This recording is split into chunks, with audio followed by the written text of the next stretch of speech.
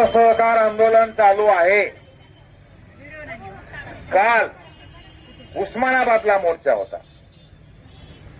15, 16, 17, 18 आंदोलन तेवढं तीव्र नव्हतं। तुम्ही हळूहळू जवळचे फार्म इकडून तिकडं तिकडून इकडं तुमचं काम चालू होतं। खरं तर ही लाडकी बहीण हिचं 60 वर्षापर्यंतच सरकारचं धोरण होतं। सरकारनं धोरण जाहीर केल्या गेल्या 2 गोष्टी कृती समितीनं सांगितल्या। एक तर 65 वर्षे 5 वर्ष वय वाढवा, अंगणवाडी कार्यकर्ती आशा वर्करला मध्ये घ्या, तुमचे सुद्धा फॉर्म भरायचे आणि त्याचबरोबर अंगणवाडी कार्यकर्त्या या फुकट फॉर्म भरणार नाहीत, प्रति फॉर्म त्यांना 100 रुपये द्या, ही आपण मागणी केली होती। सरकारनं 100 रुपयाऐवजी 50 रुपये तुम्हाला देण्याचं ठरविलं। हे 14 तारखेला झालं। 15 तारखेपासून आपला असहकार आंदोलन चालू झालं, पण त्या 50 रुपयाला काही आमच्या महिला चिटकून बसल्या।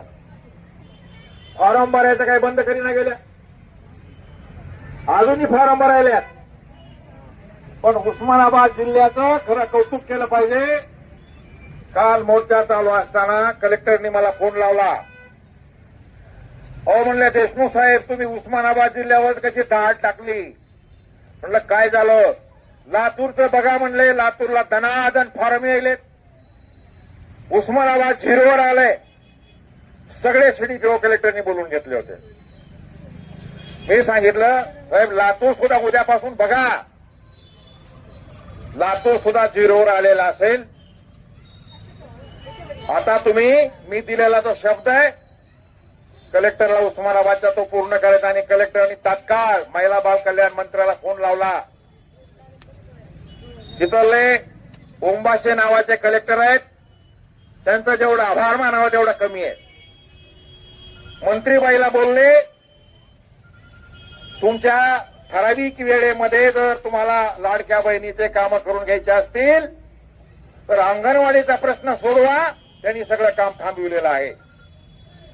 दुसरी बाजू तलाठी, सगळेच महसूलचे लोक, तहसील मधले लोक, कलेक्टर ऑफिस मधले लोक सगळे संपावर आहेत।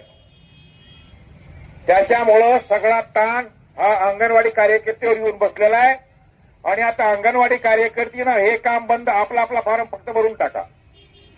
हे काम 100% बंद केल्याशिवाय एकनाथ शिंदेला धडकी भरत नाही। कारण त्यांना 19 ऑगस्टला 3-3 हजार रुपये 1 कोटी महिलांना द्यायचे।